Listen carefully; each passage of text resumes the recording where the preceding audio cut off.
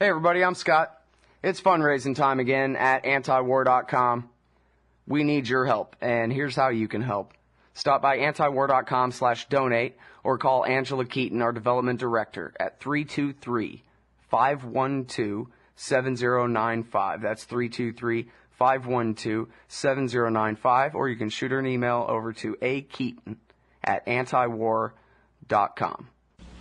Thank you very much for your support.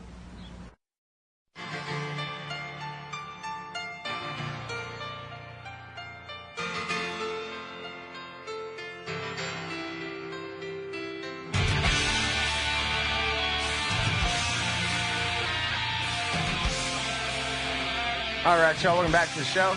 It's Anti-War Radio. I'm Scott Horton. Next guest is Charles Featherstone from LouRockwell.com. And, this is the part of the show where we pick on little kids. Stupid little kids. Welcome to the show, Charles. How are you doing? Not bad. How you doing, Scott? It's good to be back. I'm doing good, man. I appreciate you joining us. Hey, listen, so we're not really picking on this little kid. We're picking on the people, what brainwashed her and what they brainwashed her into believing. Although, you know, how old is she? She's may be getting to the age where she could be responsible for her own stupid things. In some religion, she already would be. All right. Well, if this was fair, I would have invited her on the show to debate you or something. But it's unfair. We're just gonna pick on her. So what is this? The Littlest Liberal Warmonger at LouRockwell.com. Yeah. I was listening to NewsHour, BBC NewsHour podcast a couple of weeks ago, and they had this interview with this girl who she was 13. She's a Canadian. Her name is Elena Podmarov, and she'd started a charity where she helps Afghan girls go to school.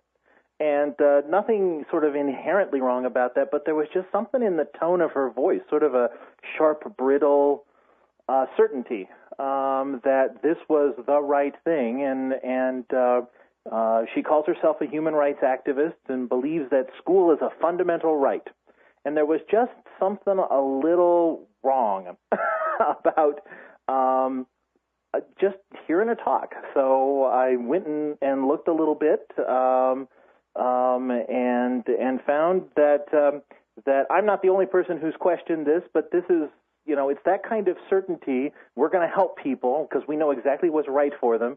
And it's Afghanistan, so we're not just dealing with helping people. What we're dealing with helping people who at the same time we are bombing. And I'm not entirely sure how that's helping, but there are a whole bunch of people who do, and especially in the light of that Time magazine cover. I think it was last month, late July, early August. Mm-hmm. The young woman with the nose that had been cut off, and apparently her ears had been cut off too. And the caption, "This is what happens when we leave." Not failing to note that this is what happened when we were there, but okay. Right. Yeah, never mind that has nothing to do with it, I guess, for some reason. This is what our occupation looks like. Could have been the caption, and there you go. Yep. And so there is just very, very much a sort of wired into Western thinking, and it's more a liberal thing than a conservative thing, but conservatives have it too, because it's very, very much a Christian ethic, which is the wrong that other people perpetrate, if we can stop it, is worse than any wrong we may do in stopping that wrong. Did that make sense? Yeah, in other words, the ends justify the means. In essence, yes. I don't think Christian ethicists would put it that way, but it ends up being a cornerstone of Christian and Western ethics, that it is worse to watch someone else do a wrong than to do a wrong yourself. Yeah, well, that's funny. I don't know how you quantify these things, right? I guess it depends on the circumstance, doesn't it? So it's perfectly okay then for us as Westerners, as Americans, Canadians, Western Europeans, to engage in violence, to drop bombs and occupy, than it is for us to stand back and do nothing while they hurt themselves. Yeah, I mean, the thing is, you have so many assumptions built into this wrongheadedness that it's hard to even know where to begin, really. I mean, First of all, to say that everyone has some unalienable right to education implies that they have the right to initiate force on others in order to make them provide themselves with education or something, which is ridiculous.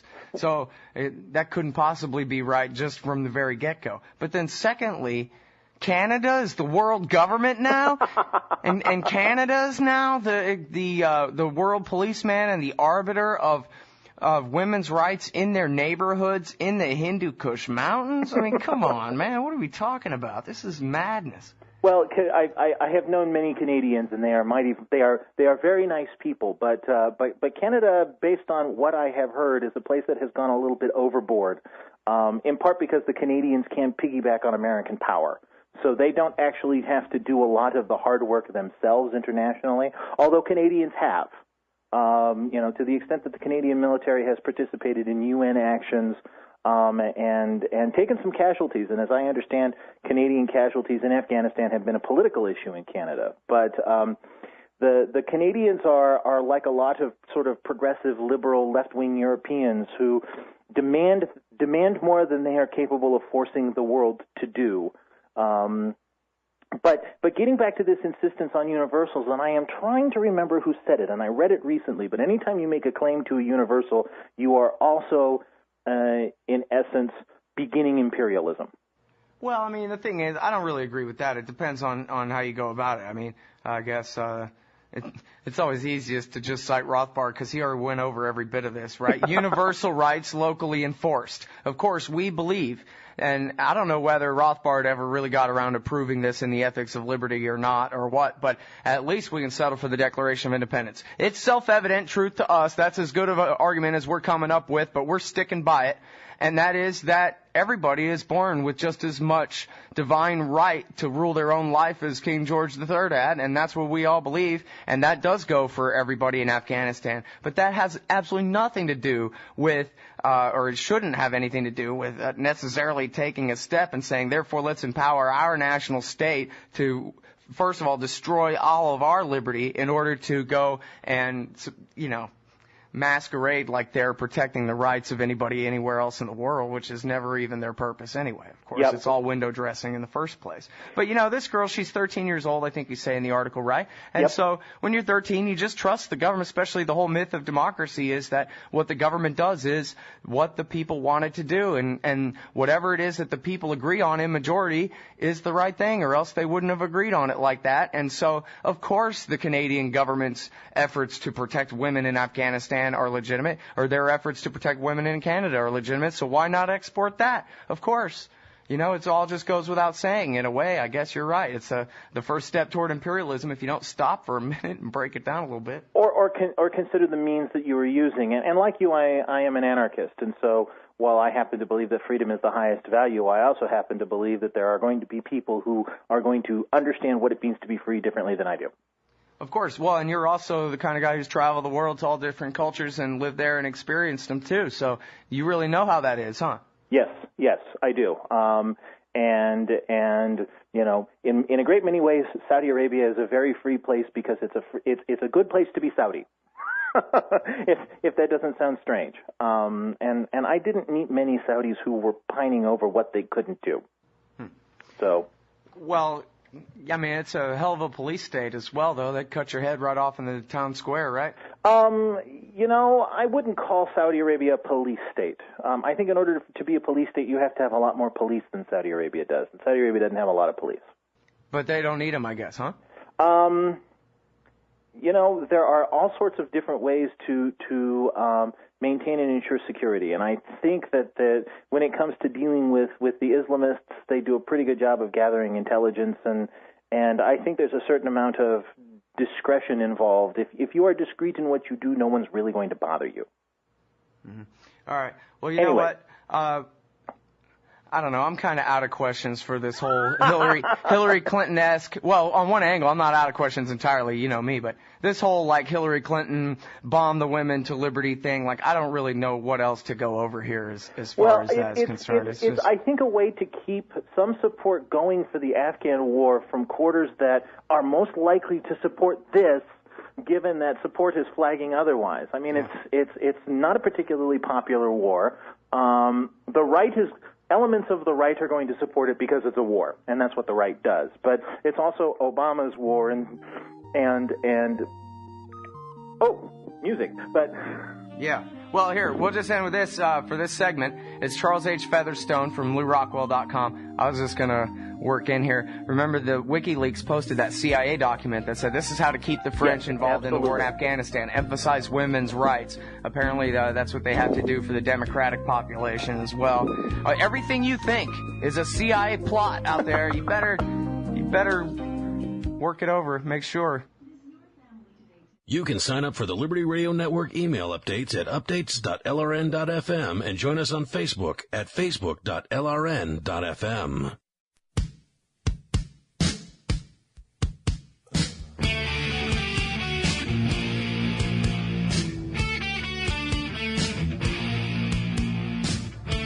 All right, y'all, welcome back to the show. It's Anti-War Radio. I'm Scott Horton, and we're wrapping up this segment, this hour, this show for the day, happily, with the help of Charles Featherstone from LouRockwell.com. Now, Charles, back to the whole Saudi Arabia thing. Okay. I was wondering if you could, say something wise about Islam and Islamists, as you just called them, and the mosque controversy in New York, and the clash of civilizations between us and them, and we and they, and hydrogen bombs, and what's going on this planet here? Well, man? there's part of this I don't quite know what to make of, but I think the general unease, and it's not just the Cordoba House in Lower Manhattan, but it's about Islamic centers and mosques all over the country. There are protests, attempts to stop them, and I think part of it's just a way to keep the Republican base going, but that's probably not all of it. I think a good deal of this has to do with some frustration, even almost despair, that the war isn't working and hasn't worked, that we've been at war for almost 10 years now, attempting to dominate people, and they are still resisting. Uh-huh. All right, well, you know what? I think I want to ask you what I was going to try to ask Juan Cole before the dang music started playing on him and ruined the end of that interview.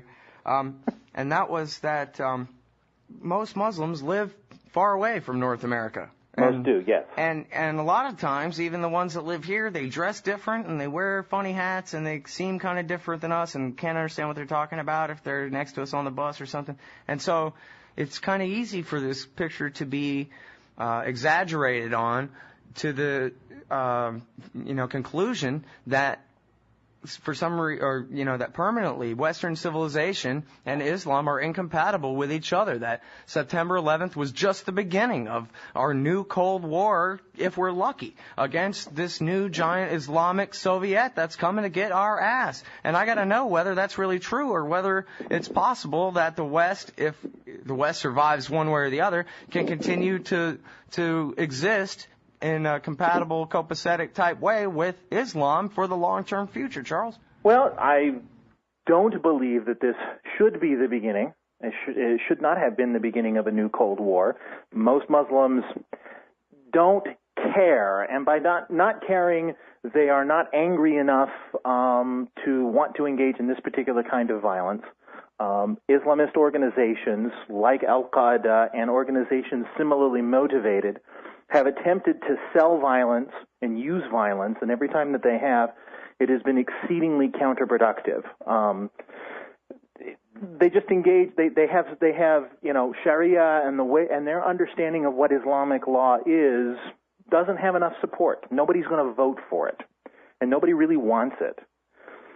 So the whole notion that there are people, it's grounded in some fact, but they just don't have enough support to do anything but engage in some violence, and some pretty horrific and destructive violence, but not violence that's going to take over the world.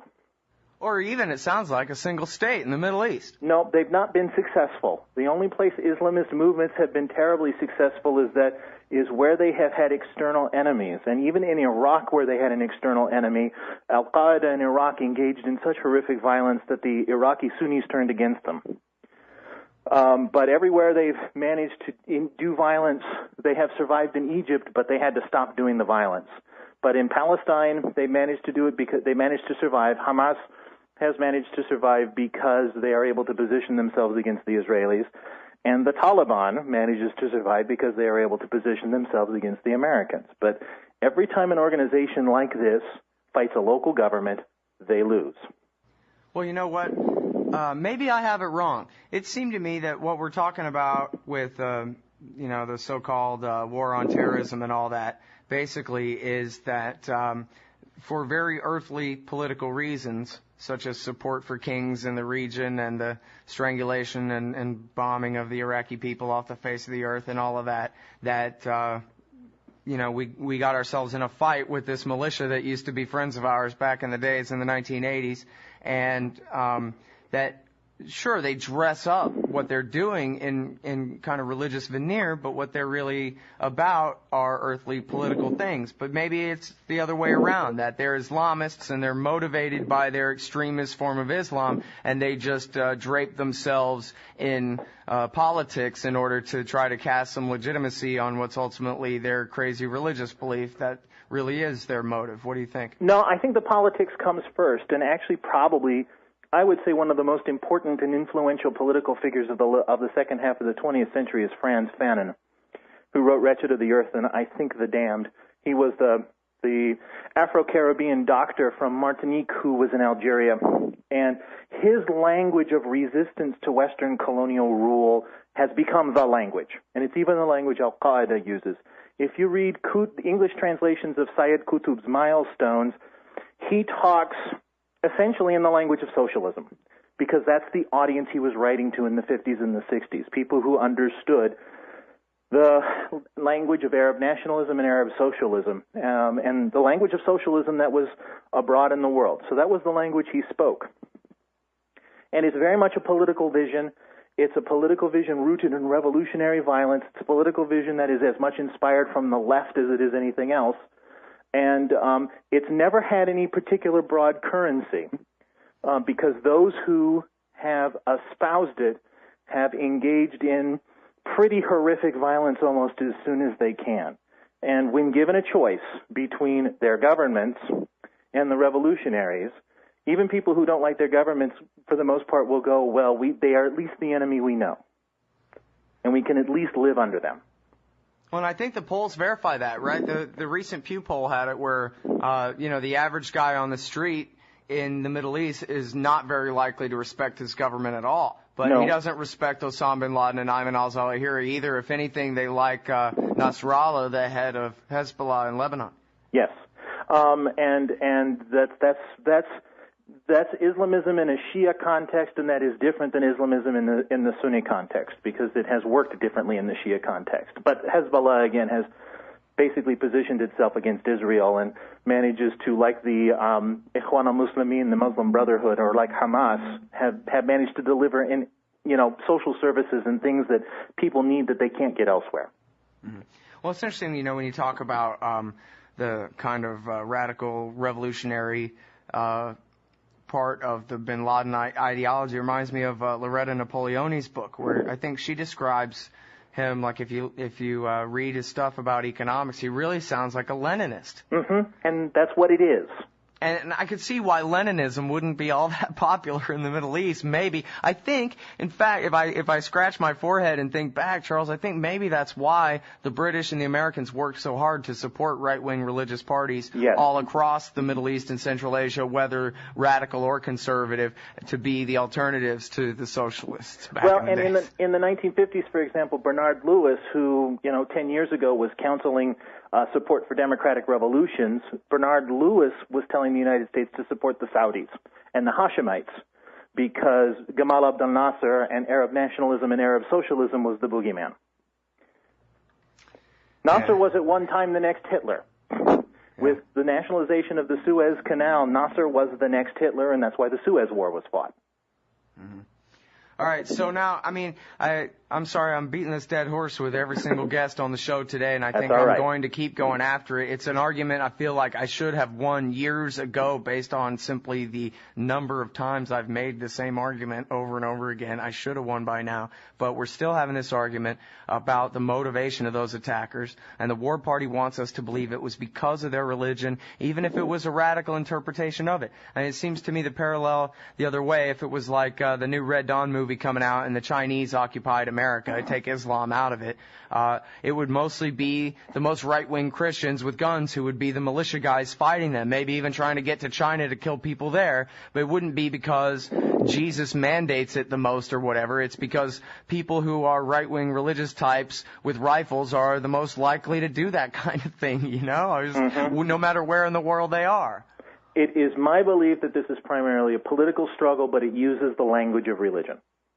And for many people, it is a religious struggle, but it is also a political struggle, and I think it's primarily political. Well, I sure hope that somebody learned something from that, because, you know, it really did. It's a terrible metaphor, but it's just it's straight from the image. The attack came out of the clear blue sky.